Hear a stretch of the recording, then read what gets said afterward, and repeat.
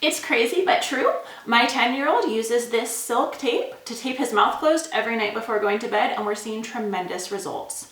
Mouth taping is something that's becoming more common. It's a super simple fix. This roll of tape cost about $2. And the reason that mouth taping is becoming common at night is because so many of our modern problems are a result of mouth breathing instead of nose breathing. And a lot of us, for reasons I'll get into in a minute, have gotten in the habit of breathing through our mouths more than our noses. And so this taping your mouth closed at night is just a good reminder to the body to breathe through the nose and not through the mouth. So the reason, we're going to go into a couple of reasons why nose breathing is better than mouth breathing and how it's our normal physiological state.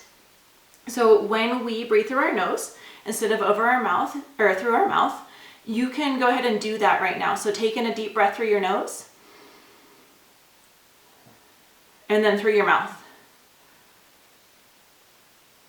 And you can just feel how it pulls differently. When we breathe through our nose, it's using a whole different muscle system in our face. And it actually, if children continue the habit, which everyone's born with the habit, it's the natural state of humans to breathe through their nose. If children continue breathing through their nose, instead of switching over into mouth breathing, which I'll talk about reasons why that happens and how we can fix that in a little bit later.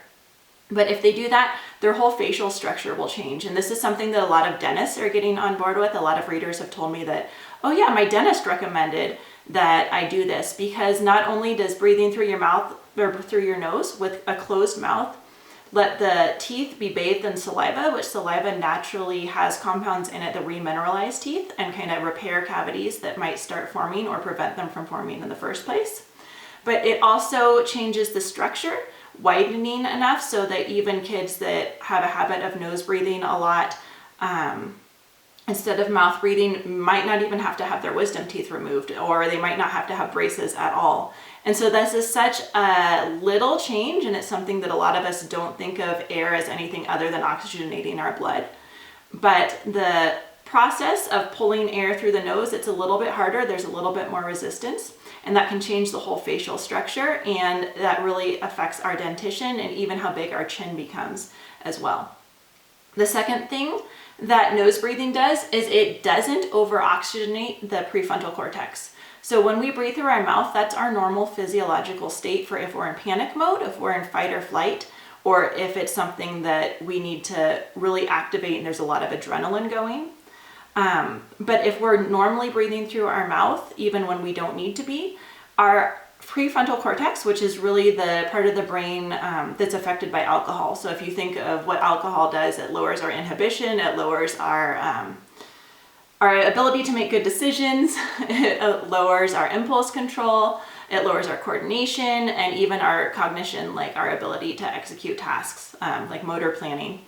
And when our prefrontal cortex is over-oxygenated, what happens is it gets fatigued. It's like, this is too much, it's not good for it, it's not the normal physiological state, and it can start to shut down. And so this is where mouth breathing can really affect our kids, and it kind of can look like ADD, or attention deficit disorder. Because if you think of, if your prefrontal cortex is affected and it's shutting down, you're going to have lack of impulse control, you're going to have lack of coordination, you're going to have lack of memory.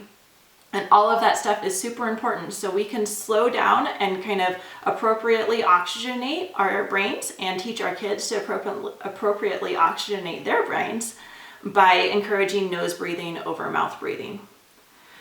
The third reason that nose breathing is helpful, and this is something they didn't even understand until 1995, and this is something where traditional medicine can really come into play, is that they learned that our nitric oxide levels are really influenced by our nasal sinuses. And so we get about a 10% increase in nitric oxide when we breathe through our nose versus when we breathe through our mouth. Nitric oxide is an important antimicrobial thing. It's important for tumor suppression or cancer prevention. It's important for opening airways. And so nitric oxide really creates that positive feedback loop where if we start, because it does those open airways, if we start breathing through our nose instead of our mouth, we get that boost in nitric oxide. and that further opens our airways. And so if you kind of tend towards having, they've done studies with allergic rhinitis, which is like a runny nose from allergies, or if you tend towards having mild asthma, this is definitely not something I would use for an emergency asthma situation at all. But if you tend towards mild asthma or exercise-induced asthma, that 10 or 20% increase in nitric oxide can really just encourage your airways to stay open. It can help your immune system because it has those antimicrobial agents. And it's just all around, it's linked to everything from pulmonary stuff to cardiac stuff to cancer to, it's just nitric oxide. If they could bottle it and sell it to us in a pill, 10% of what we make every day, then that pill would probably be hundreds of dollars, but we can get it ourselves naturally while we sleep by just switching to nose breathing instead of mouth breathing. So those are the three reasons that I have found, and this is why I'm encouraging my children to nose breathe instead of mouth breathe. And we do this by just putting a little bit of tape over their mouth to remind them to keep that mouth closed, and I'll show you at the end of this video. If you are wanting to do this and you're thinking there's no way I'm going to be able, and sleep apnea and snoring is another thing that are treated, can be treated, especially mild sleep apnea can be helped a lot by nose breathing over mouth breathing, just getting that nitric oxide to get those airways up. When you breathe through your nose, it's a whole different set of muscles that doesn't encourage that tongue to fall back like in obstructive sleep apnea. And so being able to switching that habit over is something that can really help this lifelong problem. If you think that there's no way you could nose breathe because your nose is always plugged up, if you can clear it by like rinsing with saline like a neti pot, because we just learned that nitric oxide is increased when we're breathing air through our sinuses, and it's a really absorbable form of nitric oxide. It's not like we could take this in a pill and have the same effect, but it's a really easily absorbed form that goes into our bloodstream and exactly to where we need it. Right from our sinuses make this. If you do that, then your airways, once you start breathing through your nose, they will continue to close or continue to stay open, which will kind of create that positive feedback loop and help you get deeper sleep, help you get open airways, help you just feel better and not be in that fight or flight mode. Like a lot of people suffer from anxiety or even PTSD, and getting out of that fight or flight mode through nose breathing can make a huge difference. And so that just calms the whole body down, and then that nose breathing is kind of encouraged and continued through your sleep. And it's definitely something you can be mindful of. If you don't want to start by taping your mouth, it's something that you can be mindful of during the day as well. So running a warm mist humidifier, warm moist air, has been shown to also help sleep apnea symptoms. They're thinking that is there's been a study that showed that through encouraged nose breathing over mouth breathing. Having the air a little bit, like I tend to sleep with it really cold, but I've been running a warm mist humidifier in the bedrooms, and I found that that's helped. Or taking like a warm shower and just getting those sinuses clear at night, and then practicing nose breathing as much as you can during the day. And so for my kids, my 10-year-old thinks this is great. He loves all of the little health experiments that I do, especially when they don't involve eating food that he perceives to be not awesome. So he happily uses this silk tape because he was allergic to this less expensive surgical tape. So this is more hypoallergenic silk tape. He does his own mouth up. He just uses a piece about this big at night. And he does his own mouth up before he goes to bed every night. And the goal with mouth tape, some people will say you want to seal. I don't want to seal my kids' mouths. Like that's just something that makes me a little nervous, and it kind of makes me feel claustrophobic. So just knowing that it's a reminder, not a seal, is how I use it. My daughter that has special needs, and she's 12 years old, she's not such a fan of the mouth tape. She can't go to sleep with it on. It's just like it bothers her. It's a sensory thing. So what I do is when I check on her before I go to bed, I just do a little strip like this up and down on her mouth. So it's not sealing again across. It's just up and down, and then she keeps that on. She doesn't keep it on all night. She takes it off after a couple hours or so, but it's still training that. And I have noticed since we've been doing that at night, her dark circles are a lot better. If you look in some of our pictures in our other videos, you can see that she has had those dark circles. Her sleep is a lot better. She's, of all of my kids, she thrashes around the most at night. Like if we're all in a hotel room, usually she gets her own bed because she's such a active sleeper and snoring and all of that. I notice that she lays completely still.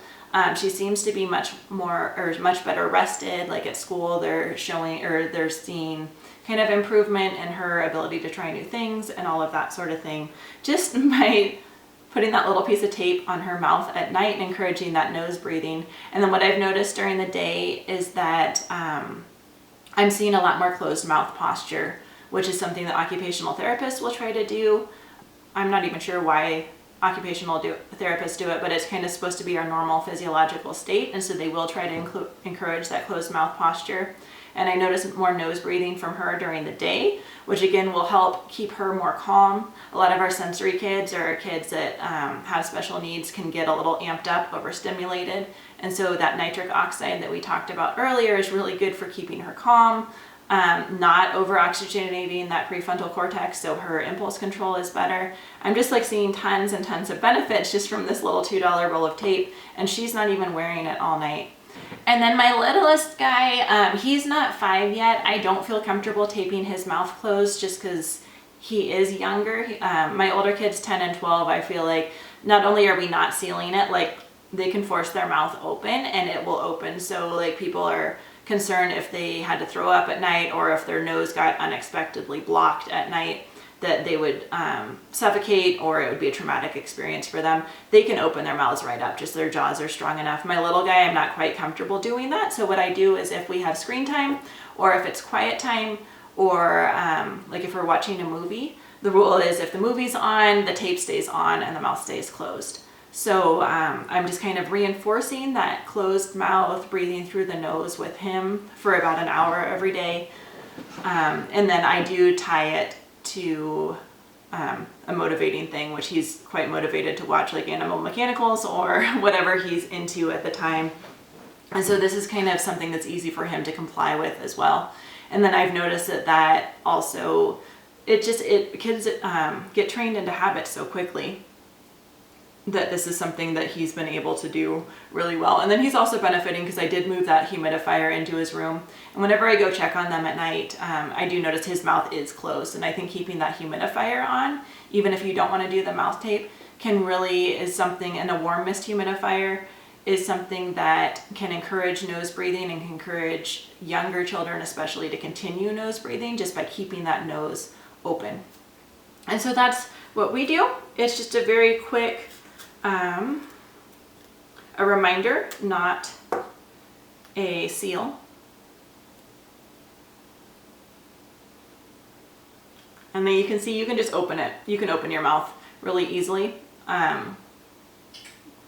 If you find yourself opening your mouth and breathing through your mouth, you might want to do 2 more, but it's not such strong tape that it's going to leave like residue in the morning. And if it does, you can just use a little olive oil or a little face lotion and the residue will come right off.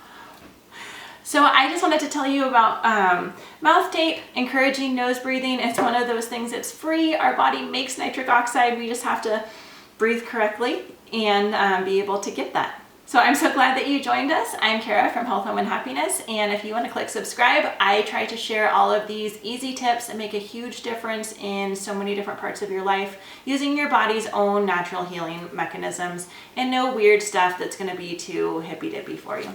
So thank you so much, and I'll see you back soon.